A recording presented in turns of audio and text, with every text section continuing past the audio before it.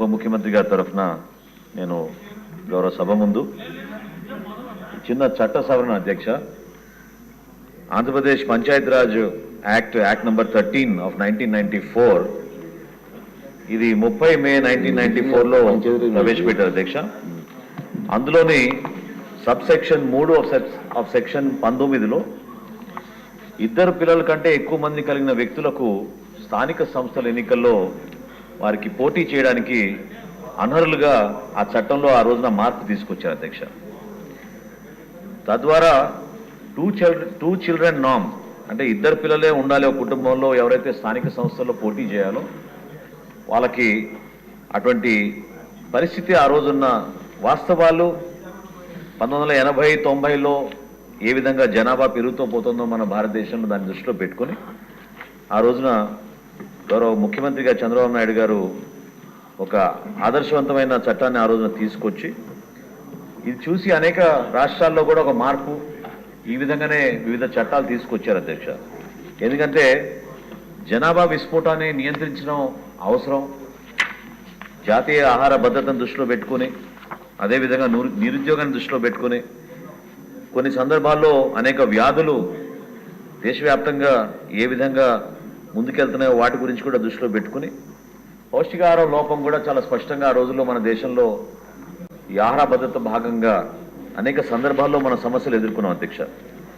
ఈ తగ్గిన ఉత్పాదకతని కూడా దృష్టిలో పెట్టుకుని ఖచ్చితంగా ఈ ఇద్దరు పిల్లల పరిమితి అనేది అమలు చేయాలని దాదాపు 30 సంవత్సరాల క్రితం ఈ చట్టాన్ని తీసుకొచ్చి అందులో 3 అంచెల భాగంగా పంచాయతీరాజ్ సంస్థల్లో ఉన్న గ్రామ పంచాయతీలు, మండల ప్రజా పరిషత్తులు మరియు జిల్లా ప్రజా పరిషత్తుల్లో కూడా ఎవరైతే ఎన్నికల్లో పోటీ చేయాలనుకుంటున్నారో వాళ్ళకి ఎట్టి పరిస్థితుల్లో కూడా ఇది వర్తించే విధంగా ఆ రోజు రాష్ట్ర ప్రభుత్వం నిర్ణయం తీసుకుని చట్ట సవరణ చేసింది అధ్యక్ష.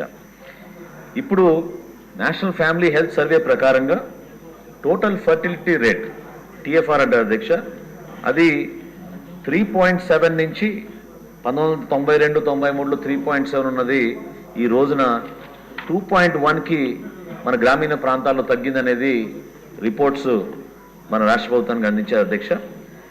TFR అనేది ఎప్పుడు కూడా అదొక ఇండికేషన్ అధ్యక్ష. ఖచ్చితంగా టోటల్ ఫర్టిలిటీ రేట్ ఆంధ్రప్రదేశ్లో ఆప్టిమల్ రేట్ ఇస్ 2.1 అధ్యక్ష. కానీ 1.6కి తగ్గిన పరిస్థితుల్లో తప్పకుండా ఈ నిర్ణయం అనేది ఖచ్చితంగా తీసుకోవాలి. ఈ రోజున జనాభా మనకి 15 సంవత్సరాల లోపు ఉన్న వ్యక్తులు మన భారతదేశంలో తగ్గిపోతున్నారు. ప్రత్యేకంగా 28.6% ఉన్న 15 కన్నా తక్కువ వయసున్న జనాభా 2015-16లో ఈ రోజున 2% తగ్గిపోయింది అధ్యక్ష, 26.5%కి.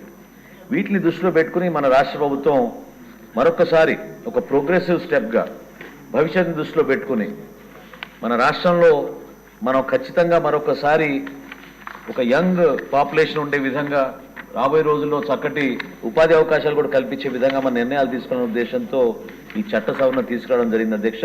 ఇది స్థానిక సంస్థల్లో పోటీ చేసే ప్రతి ఒక్కరికి అదేవిధంగా వాళ్ళకి ఒక ఫేర్ డిసిషన్గా ఈక్విటబుల్గా ఉండాలనే ఆలోచనతో ఈ చట్ట సవరణ తీసుకొచ్చాం అధ్యక్ష. చాలా భవిష్యత్తును దృష్టిలో పెట్టుకొని ఖచ్చితంగా పంచాయతీరాజ్ వ్యవస్థని బలోపేతం చేసే విధంగా స్థానిక సంస్థల్లో పోటీ చేసే విధంగా ప్రతి ఒక్కరికి అర్హత కలిగించడానికి ఒక ప్రజాస్వామ్యబద్ధంగా తీసుకునే ఆలోచనలు తీసుకునే నిర్ణయం అధ్యక్ష.